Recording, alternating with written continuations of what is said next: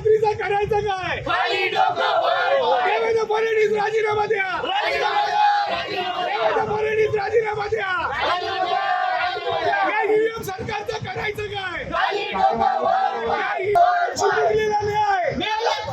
चिमुकलीला न्याय. मागे आरोपीला फाशी. आरोपीला फाशी. आरोपीला फाशी. एक मनोरुग्ण असल्याचा दाखलाचा वापर केला आणि जामीन मिळवला असे अनेक गुन्हेगार कल्याण नाही त्याची देखील चर्चा आज पोलिसांची झालेली आहे. ज्या डॉक्टरांकडनं अशा काही विशेष लोकांनी सर्टिफिकेट घेतलेले आहेत त्या डॉक्टरांवर पण सरकारच्या माध्यमातून प्रशासनाच्या माध्यमातून कारवाई व्हावी अशी विनंती देखील आम्ही इथे केलेली आहे. आणि हा जो नराधम आहे याच्यावरती कोणाचा राजकीय वर्धहस्त होता, इथले कुठले लोकल राजकारणी त्याच्याबरोबर होते, त्यांचे फोटो देखील आम्ही काही दिवसात व्हायरल करणार आहोत. आणि माझी प्रशासनाला एवढीच विनंती आहे की या दुर्दैवी बालिकेचा जो मृत्यू झालेला आहे, आपण प्रत्येक गोष्ट घटना घडल्यानंतर शासनाकडनं मदत आर्थिक मदत या परिवाराला दिली जाते, पण या परिवाराला अजूनपर्यंत कुठली आर्थिक मदत दिली गेलेली नाही.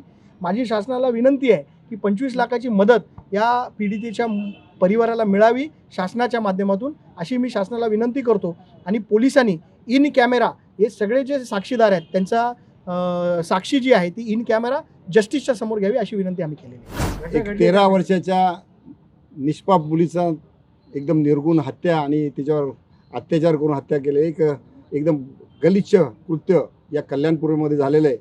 या सरकारचा आम्ही तीव्र शब्दात निषेध करतो. कारण या कल्याणपूरमध्ये वारंवार अशा प्रकारच्या घटना होत आहेत.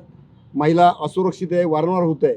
या निवडणुकीमध्ये सुद्धा लोकांनी तो मुद्दा घेतला होता की या ठिकाणी गुन्हेगारी वाढणार आणि त्याचा प्रत्यय आता येतो आहे. या प्रवृत्तीचा आम्ही निषेध करतो. पोलीस प्रशासनाने चांगलं काम केलं, तात्काळ चिथापीनं त्या आरोपीला अटक केलेली आहे, म्हणून त्यांचं कौतुक करतो. परंतु शासन हे निष्क्रिय आहे आणि लोकांना न्याय देणार नाही, लोकांवर म्हणजे गुन्हेगारीमध्ये डोकं ढकलते, त्याचा मी निषेध करतो. आणि आज निवेदन देताना यापुढे अशा घटना घडणार नाहीत यासाठी CCTV जे महानगरपालिकेने प्रस्ताव केले, आमच्या दीपेश म्हात्रे या ठिकाणी सभापती असताना तो तात्काळ या ठिकाणी लावा, जेणेकरून डिटेक्शन लवकर होईल किंवा गुन्हेगारांचे अड्डे उद्ध्वस्त करा. त्या ठिकाणी नशेडी गंजेडी बसतात आणि तिथूनच गुन्ह्यांचं आगार होते. हे अड्डे उद्ध्वस्त करा, बार उद्ध्वस्त करा, अशा प्रकारच्या सूचना, अशा प्रकारचं निवेदन आम्ही दिलेलं आहे. त्याचबरोबर